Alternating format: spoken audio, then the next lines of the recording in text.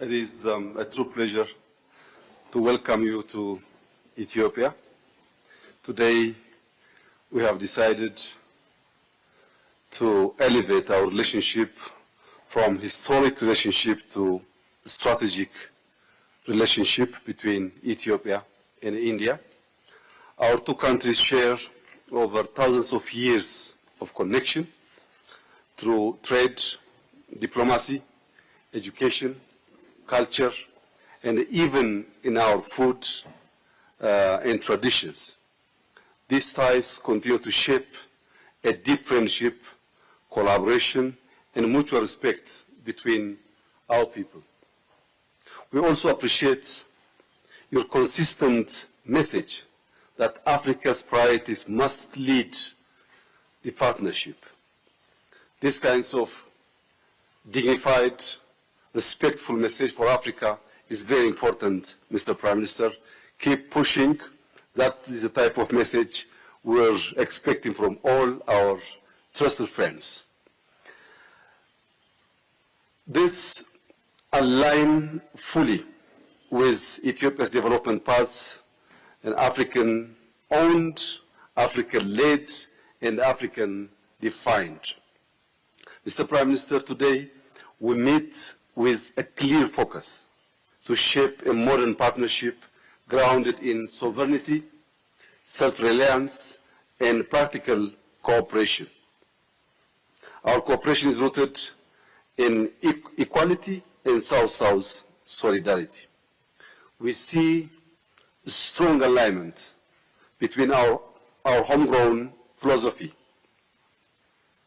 Both countries emphasize national capacity, inclusive development, and partnership that respects independence.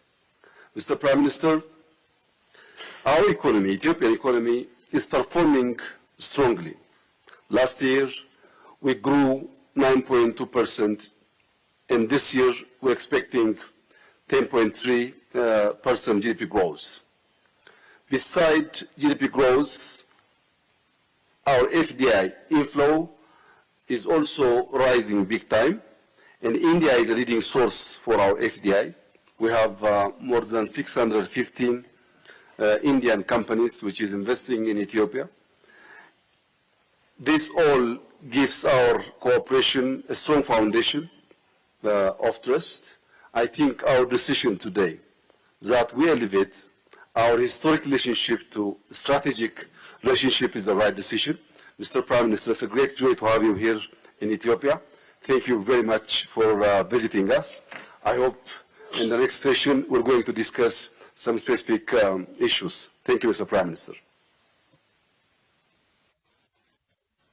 Excellency, my brother, my friend, Ethiopia की यात्रा करके सच में मुझे बहुत खुशी हो रही है।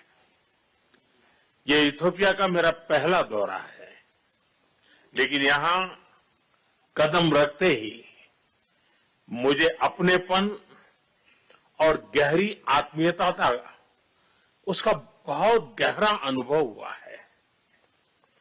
भारत और इथियोपिया के बीच हजारों वर्षों से निरंतर संपर्क, संवाद और आदान प्रदान होता रहा है। अनेक भाषाओं और समृद्ध परंपराओं से संपन्न हमारे दोनों देश विविधता में एकता का प्रतीक है।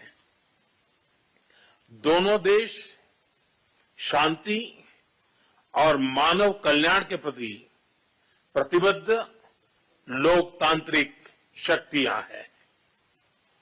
हम ग्लोबल साउथ के सहयात्री भी हैं और साझेदार भी हैं। अंतर्राष्ट्रीय मंचों पर भी हम कंधे से कंधा मिलाकर खड़े रहे हैं। अफ्रीकन यूनियन का मुख्यालय इथियोपिया में होना इथियोपिया को अफ्रीकी डिप्लोमेसी का मीटिंग पॉइंट बनाता है। एक समावेशी विश्व, इंक्लूसिव वर्ल्ड के साझा विजन से प्रेरित होकर भारत ने 2023 में यह सुनिश्चित किया कि अफ्रीकी यूनियन G20 का सदस्य बने।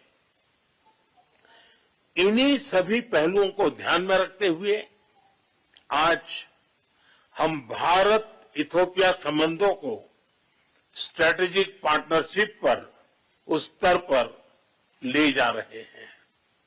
यह कदम हमारे संबंधों को नई ऊर्जा, नई गति और नई गहराई प्रदान करेगा। भविष्य की अपार संभावनाओं को साकार करने के लिए एक स्पष्ट रोडमैप तैयार होगा।